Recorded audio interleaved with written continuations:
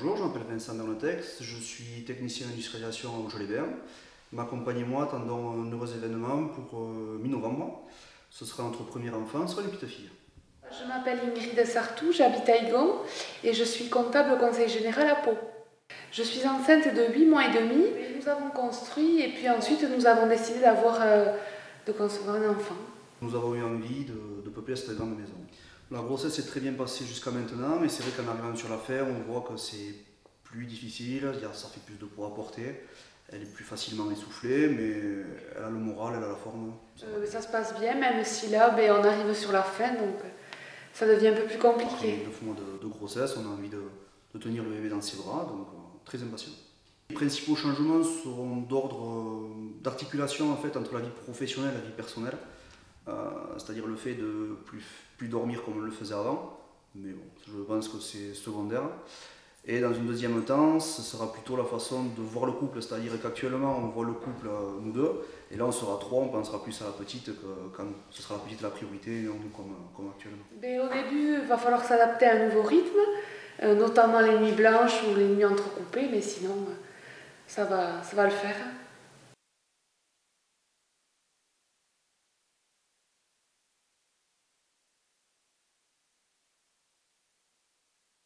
Je suis Béatrice Samuel, je suis sage-femme depuis 1998 sur Pau.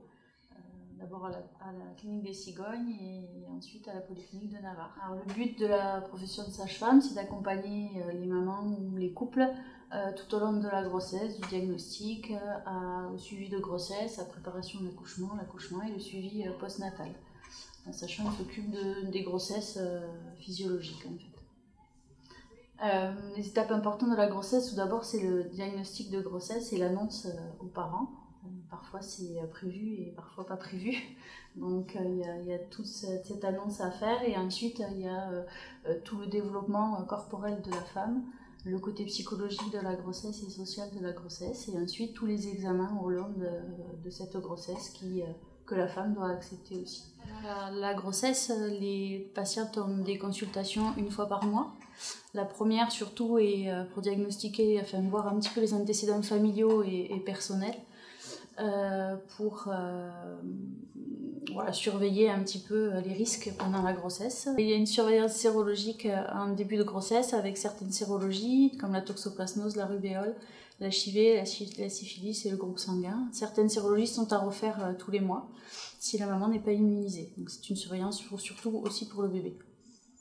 Ensuite, il y a toutes les surveillances échographiques, donc à 12 semaines, 22 semaines et 32 semaines.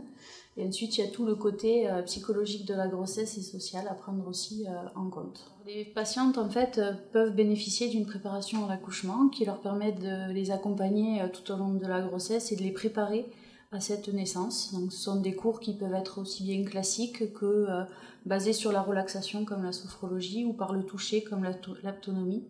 Il existe aussi des préparations de yoga. Donc après, la femme choisit en fait sa préparation en fonction de ses demandes, ses besoins. Voilà.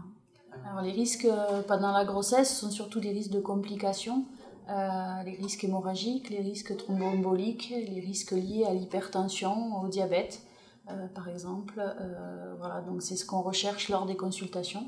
Et on travaille étroitement en relation avec les gynécologues obstétriciens, puisque la sage-femme s'occupe que de la physiologie, donc elle est par contre au diagnostic de la pathologie. Ce lit en fait permet aux patientes de pouvoir prendre différentes postures pendant le travail et aider le bébé à descendre dans le bassin, aussi bien en s'accrochant au bord du lit ou avec les ballons, en s'asseyant dessus ou en s'étirant dessus. Ce lit permet aussi au papa de pouvoir masser éventuellement le dos de sa femme pendant le travail pour gérer au mieux la douleur. La traction sert à la maman à s'étirer le dos, donc quand elle est assise à l'intérieur, elle tire en fait sur cette potence pour s'étirer le dos. Et éventuellement l'aider aussi à se sortir de la baignoire quand elle en a envie.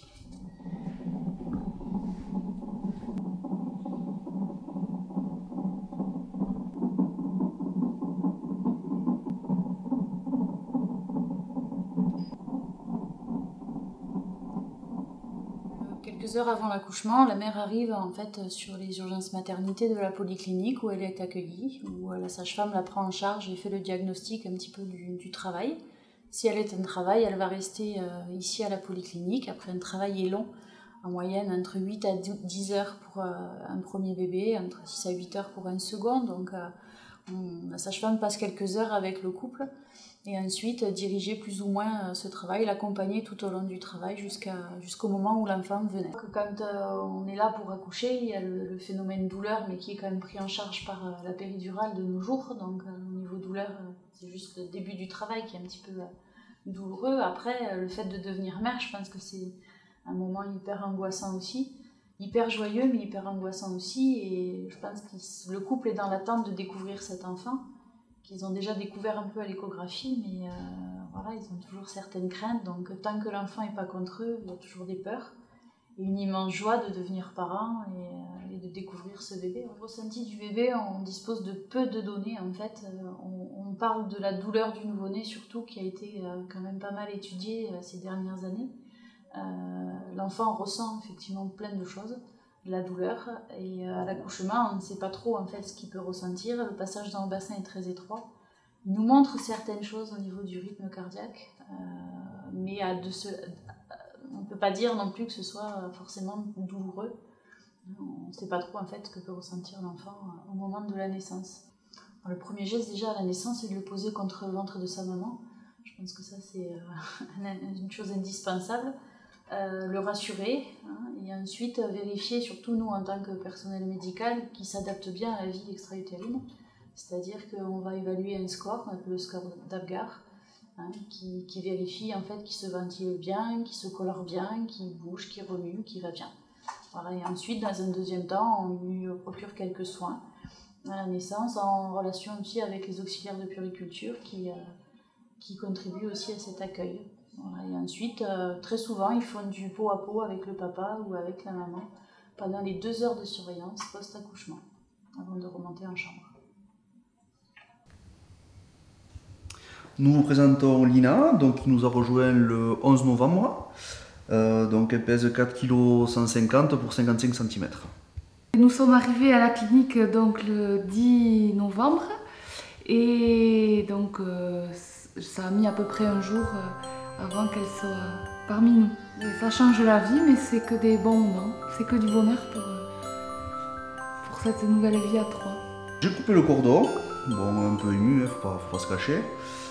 J'ai même demandé à la gynéco d'écarter un petit peu les pouces, je tremblais un petit peu avec le ciseau, donc je voulais pas la tailler.